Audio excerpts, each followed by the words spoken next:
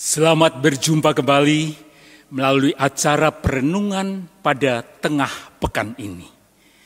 Kiranya kasih dan damai sejahtera yang dari Tuhan senantiasa menyertai kita sekalian. Saudara-saudara yang kekasih di dalam Tuhan Yesus Kristus, ada seorang anak kecil yang bertanya kepada ayahnya, "Ayah, Tuhan itu sebesar apa sih?" Lalu ayahnya melihat ke atas, ada sebuah pesawat terbang yang kebetulan lewat. Lalu ayah itu bertanya kepada anaknya, "Menurut kamu, sebesar apa pesawat terbang di atas itu?" Lalu anak itu menjawab, "Wah, kecil banget ayah. Aku pun sampai tidak bisa melihatnya." Lalu sang ayah membawa anak itu ke sebuah bandara. Nah, ayah itu kembali bertanya, "Menurut kamu, sebesar apakah pesawat terbang itu?" Lalu langsung anak itu menjawab, "Wow, besar sekali ayah."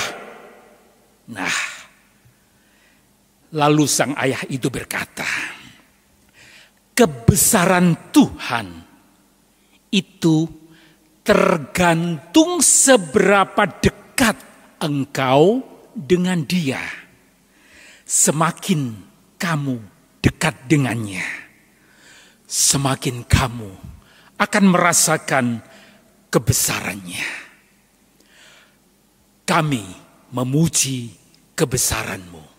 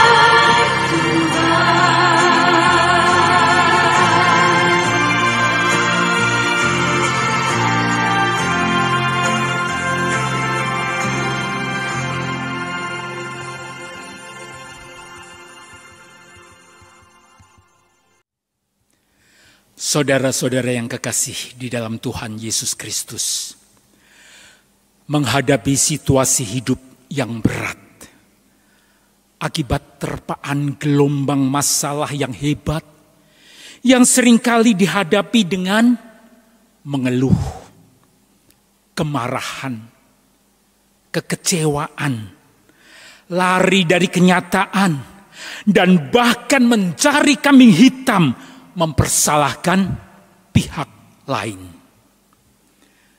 Dan tidak jarang pula Tuhan pun dipersalahkan atas kejadian yang menimpanya. Sehingga masalah menjadi larut berkepanjangan.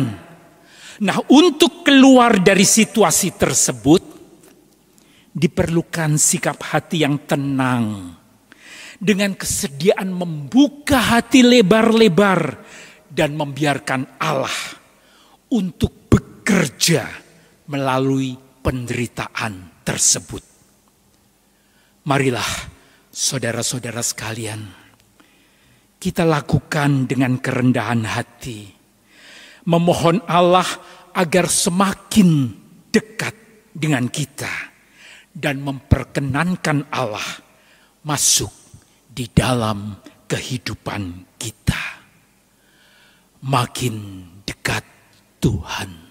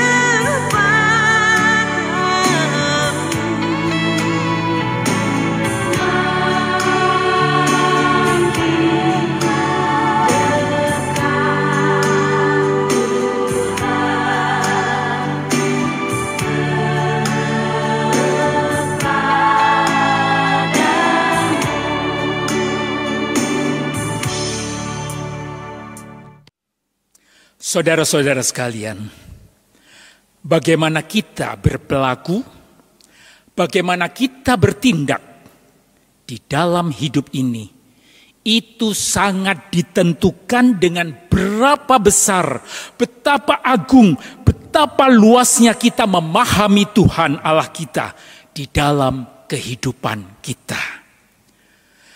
Pada waktu kita hidup di dalam badai ketakutan, kekhawatiran, selalu tidak akan ada damai.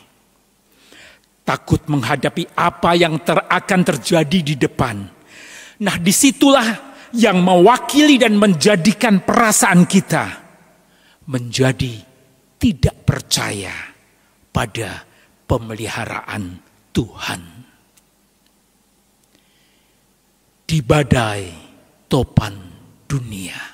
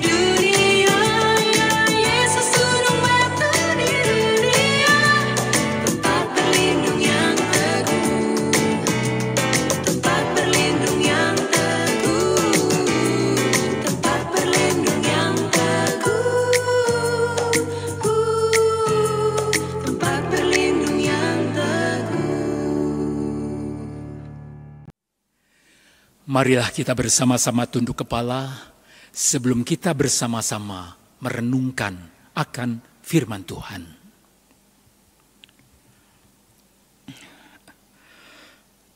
Tuhan Allah Bapa kami yang di surga, kehidupan kami laksana sebuah perahu yang berjalan di tengah samudera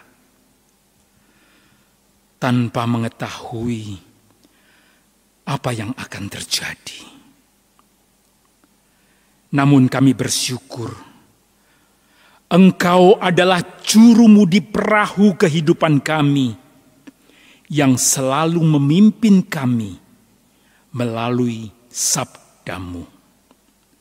Oleh karena itu Tuhan, bersabdalah melalui firman-Mu pada saat ini.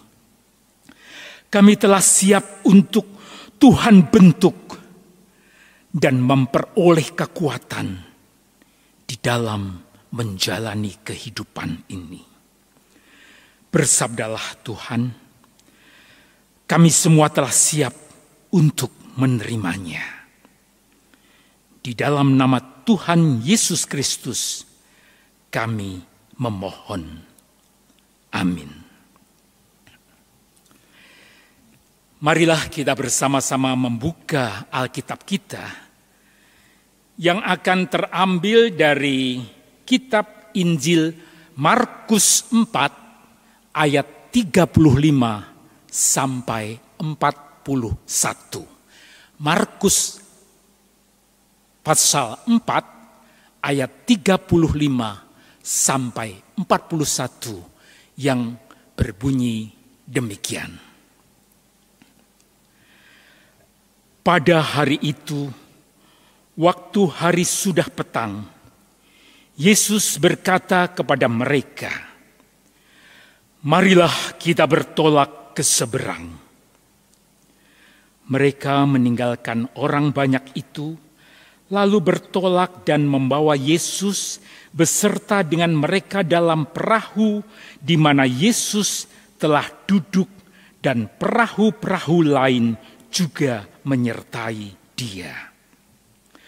Lalu mengamuklah taufan yang sangat dahsyat, dan ombak menyebur masuk ke dalam perahu, sehingga perahu itu mulai penuh dengan air. Pada waktu itu, Yesus sedang tidur di buritan, di sebuah tilam. Maka murid-muridnya membangunkan Dia dan berkata kepadanya, "Guru, Engkau tidak peduli kalau kita binasa?" Ia pun bangun, menghardik angin itu dan berkata kepada danau itu, "Diam, tenanglah." Lalu angin itu reda dan danau itu menjadi teduh sekali.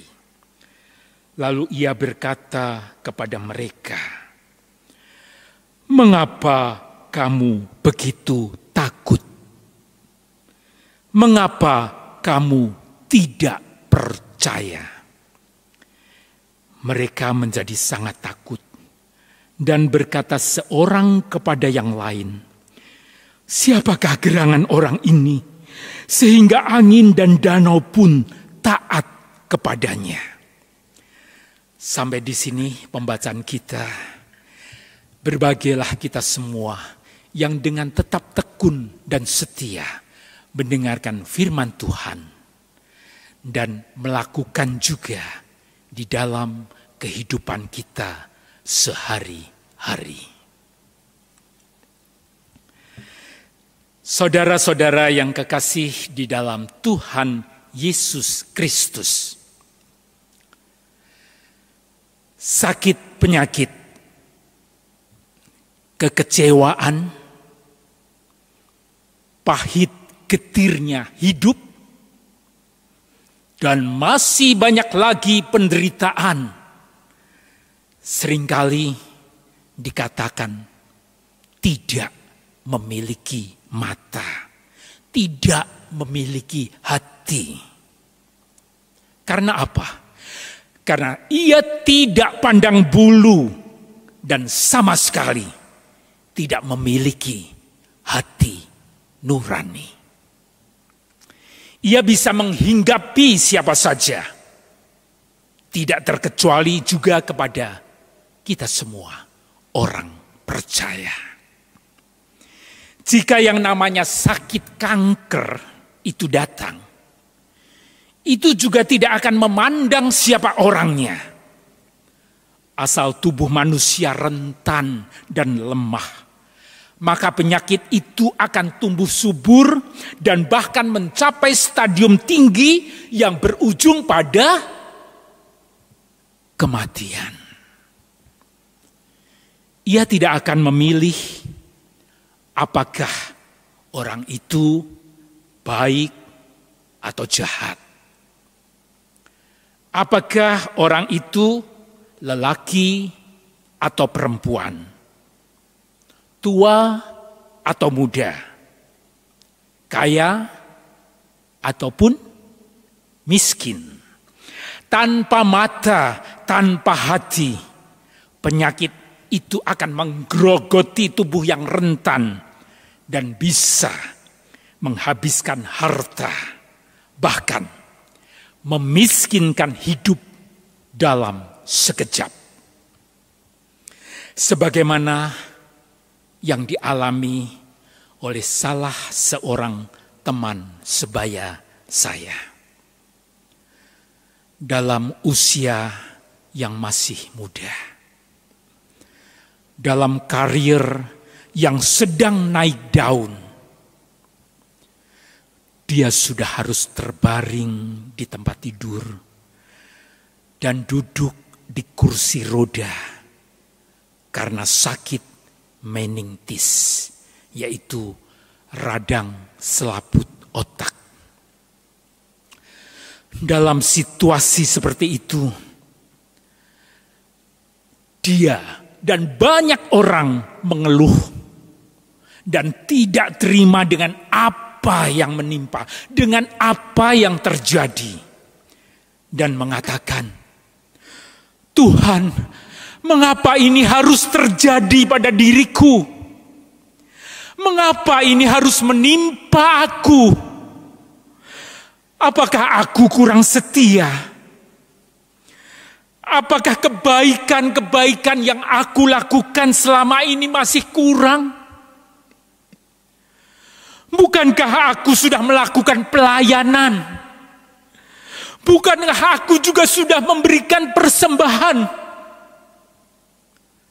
Saudara-saudara sekalian, keluhan semacam itu sebenarnya merupakan keluhan abadi dari manusia sejak zaman dahulu. Dan keluhan seperti itu yang pernah terjadi pada waktu lampau juga akan terjadi pada masa kini. Dan akan terus juga terjadi di masa depan. Hal tersebut sama juga yang dikeluhkan oleh anak-anak Tuhan yang taat dan setia. Siapakah dia? Ayub. Di dalam firman Tuhan dikisahkan Ayub sebagai hamba Allah yang saleh dan jujur, yang takut akan Allah, yang selalu menjauhi kejahatan. Dan Ayub adalah juga seorang yang bahagia bersama keluarganya. Dia orang yang berhasil di dalam usahanya dan menjadi orang yang kaya raya. Ayub adalah potret orang beriman yang patut dicontoh. Namun ironisnya, justru karena hal tersebut, hal-hal yang terjadi itu, ia harus kehilangan segalanya dan menanggung derita yang tiada taranya. Anaknya semuanya meninggal. Kekayaannya lenyap dalam sekejap. Ia pun ditinggalkan oleh para sahabat-sahabatnya. Itu pun masih belum cukup. Penyakit borok menghinggapi sekujur tubuhnya, sehingga siapapun yang melihatnya akan menjauh. Andai kata kita berada pada posisinya kala itu, keluhan yang terucap pada Tuhan pasti akan sama seperti juga yang diucapkan oleh Ayub. Kita pun juga dapat mempersalahkan Tuhan dan menuntut Tuhan agar bertanggung jawab atas penderitaan yang kita alami. Nah, saudara-saudara sekalian, apa yang terjadi pada diri Ayub juga sama terjadi dalam diri para murid murid Tuhan Yesus. Sebagaimana di dalam pembacaan Alkitab pada petang hari ini. Dari Markus 4 ayat 35 sampai yang ke-41, dikisahkan waktu itu murid-murid sedang berlayar seperahu bersama Yesus menyeberangi danau. Nah, ketika perahu mereka dipenuhi air karena dahsyatnya taufan dan hebatnya hantaman gelombang, mereka menjadi panik dan menjadi ketakutan sebab keselamatan mereka sedang sangat-sangat terancam. Mereka berupaya sedemikian rupa untuk bisa tetap bertahan agar perahu itu tidak menjadi tenggelam. Namun tetap saja usaha mereka tidak ada artinya. Malah justru hempasan gelombang menjadi semakin hebat, semakin dahsyat. Akhirnya mereka pun mengarahkan perhatian dan berharap kepada Yesus, guru mereka. Namun para murid-murid itu terpaksa menemui kekecewaan. Sebab sang guru sama sekali tidak melakukan apapun untuk membantu mereka dalam keadaan yang sangat mencemaskan itu. Tetapi Yesus malah tidur di buritan. Bahkan berdoa pun tidak. Dalam pikiran mereka, seharusnya sang guru itu ikut bertindak dan segera menolong semua orang. Bukannya hanya tidur di buritan perahu. Maka sama seperti Ayub, para murid pun mulai mempersalahkan Yesus dan mengatakan seperti yang tertulis di ayat 38. Guru, engkau tidak peduli kalau kita binasa? Penderitaan Ayub memang luar biasa. Siapapun yang ada di dalam posisinya dapat dengan segera akan mengeluh dan menunjukkan sikap tidak terima pada Allah, mempersalahkan. Demikian pula rasa takut dan panik yang dihadapi oleh para murid saat mereka menghadapi badai di tengah-tengah danau itu. Lalu yang menjadi pertanyaannya, apa yang harus kita lakukan agar kita ketika menghadapi situasi seperti Ayub dan juga para murid hadapi, agar tidak membuat kita ini mengeluh dan mempersalahkan Tuhan serta menuntut Tuhan dengan berpikir seolah-olah Tuhan sudah tidak memperdulikan. Saudara-saudara yang kekasih di dalam Tuhan Yesus Kristus, yang dapat kita lakukan adalah yang pertama, membangun relasi, membangun hubungan kedekatan dengan Allah dengan kesediaan membuka hati lebar-lebar terhadap karya Allah dalam setiap pengalaman hidup, bahkan yang terpahit sekalipun. Hanya dengan kita membuka hati lebar-lebar, berbagai pengalaman pahit, pengalaman buruk dan yang menyakitkan itu dapat menuntun seseorang mengalami perjumpaan dengan Tuhan, kedekatan dengan Tuhan.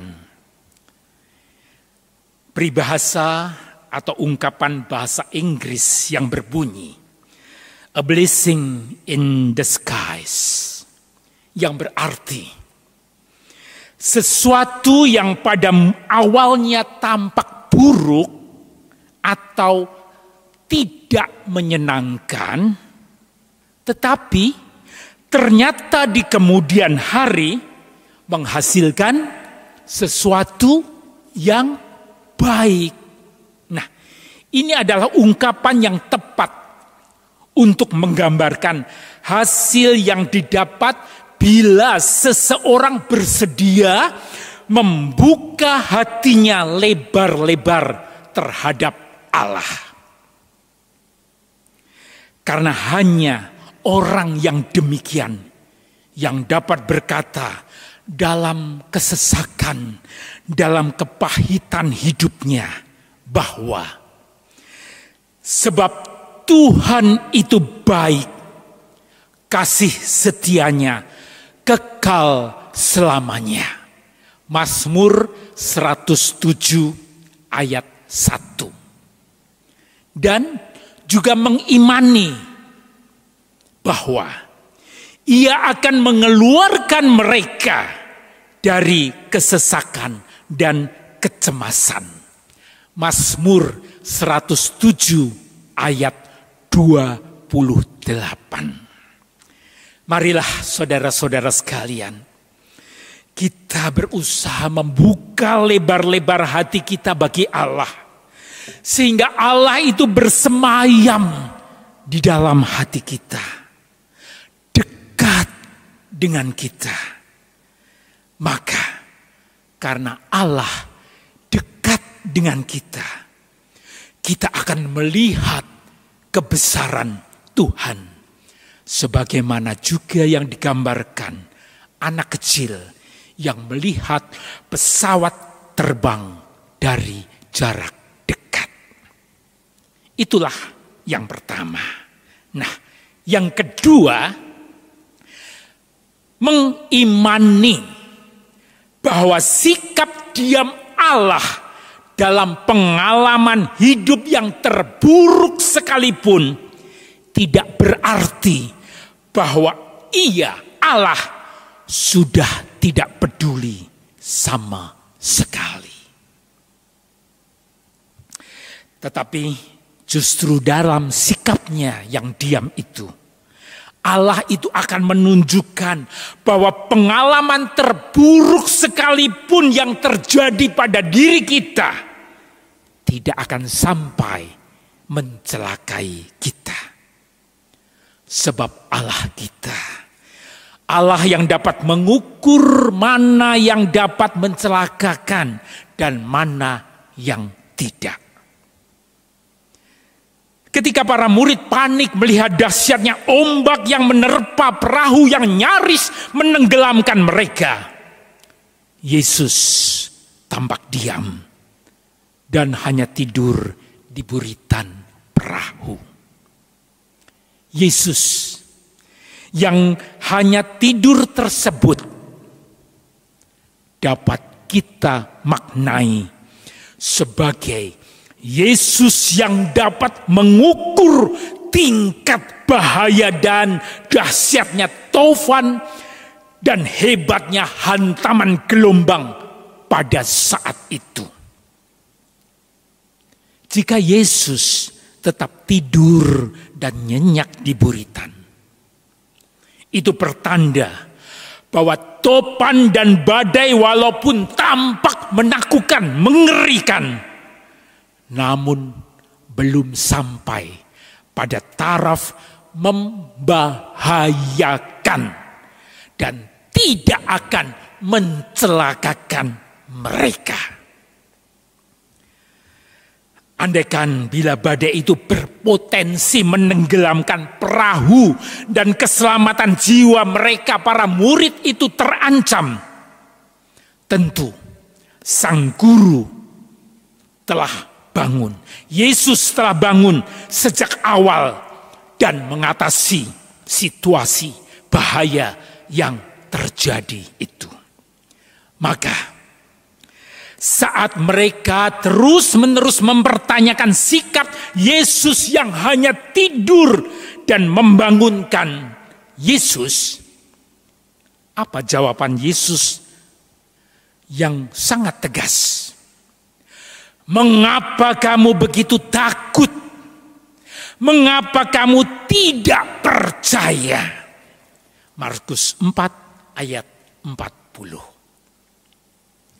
Pertanyaan ini juga ditujukan pada kita semua pada saat ini, di dalam kita menghadapi berbagai masalah, berbagai kesulitan yang menimpa kita.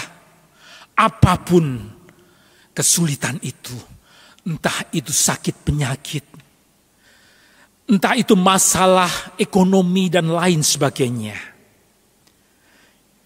Pertanyaan ini ditujukan kepada kita semua. Mengapa kamu begitu takut? Mengapa kamu tidak percaya? Di dalam perahu kehidupan kita ini, kita bukanlah satu-satunya penumpang. Masih ada penumpang lain yang menentukan keselamatan kita. Siapakah dia? Yesus Kristus. Jika penumpang utama perahu kehidupan kita itu saja tidur nyenyak saat badai hebat berlangsung, haruskah kita ini menunjukkan rasa takut yang sangat-sangat berlebihan terhadap badai yang dahsyat di dalam kehidupan kita?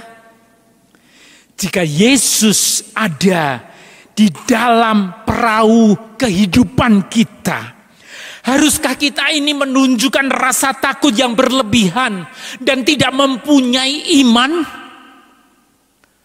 Pertanyaan seperti, Tuhan, mengapa ini harus terjadi? Mengapa ini harus menimpa? Jika Engkau sedang menghukum aku, apalah kesalahanku? Apakah segala kebaikan yang kulakukan selama ini demi Engkau masih kurang? Atau apakah segala persembahan yang sudah aku persembahkan selama ini tidak Engkau pandang? Saudara-saudara sekalian, justru semua pertanyaan seperti itu sudah tidak relevan lagi. Artinya sudah tidak ada kaitannya dengan masalah yang kita hadapi. Tidak bersangkut paut. Dan sudah tidak sepantasnya lagi kita ucapkan sebagai anak-anak Tuhan.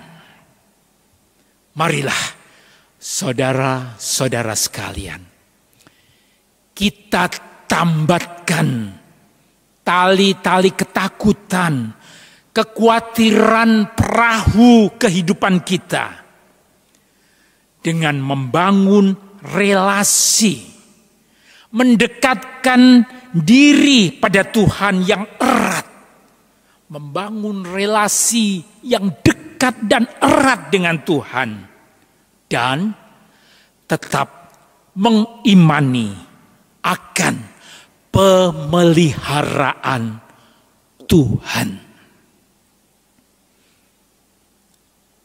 Amin. Mari kita bersama-sama tundukkan kepala. Kehidupan kita laksana sebuah perahu. Dan perahu kehidupan kita sering kita biarkan tertambat dengan tali kekhawatiran. Kekhawatiran masalah, kesehatan, pekerjaan, keuangan, masa depan, dan masih banyak lagi. Kita lupa kalau Yesus Tuhan kita ada di dalam perahu kehidupan kita dan berada di ruang kemudi dan mengatakan, lepaskanlah tali tambatan perahumu dan aku akan membawamu sampai ke seberang. Tetapi kita sering menjawab, Tuhan, bukankah lebih baik aku tetap di sini? Karena dengan tetap di sini, aku tidak akan melihat badai dan tofan di tengah samudera. Namun dengan lembut, Tuhan memegang tangan kita dan memandang kita sambil berkata, memang dengan tetap di sini, engkau tidak akan melihat badai dan taufan, tetapi engkau juga tidak akan pernah melihat bagaimana aku berkuasa mengatasi semua itu. Memang mengikut Yesus tidak semuanya sesuai dengan apa yang kita inginkan. Tetapi maukah kita percaya sebagaimana Tuhan mengatakan, sebab aku ini mengetahui rancangan apa yang ada padaku mengenai kamu. Demikian firman Tuhan, yaitu rancangan damai sejahtera, dan bukan rancangan kecelakaan untuk memberikan kepadamu hari depan yang penuh harapan.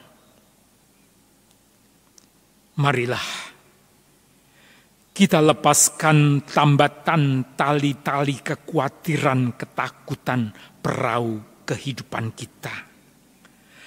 Percayalah padanya, taruhlah masa depan dan iman pengharapan kita hanya di tangannya. Terima kasih Tuhan untuk firman-Mu yang memberikan kekuatan pada kami di dalam menjalani kehidupan ini. Semoga Allah sumber pengharapan memenuhi kita dengan segala sukacita dan damai sejahtera dalam iman kita, supaya oleh kekuatan Roh Kudus kita berlimpah-limpah dalam pengharapan.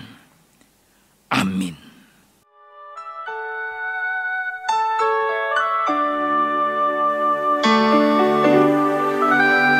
Aku tahu kan hari esok, namun langkahku tegap. Bukan surya ku harapkan, karena surya kan lenyap. Oh tiada ku gelisah akan masa menjelang. Ku berjalan serta Yesus, maka hatiku tenang. Banyak hal tak ku fahami dalam masa menjelang, tapi terang bagiku ini tangan Tuhan yang pegang. Makin teranglah perjalanan, makin tinggi aku naik, dan bebanku makin ringan, makin nampaklah yang baik. Di sanalah terang abadi, tiada tangis dan keluh.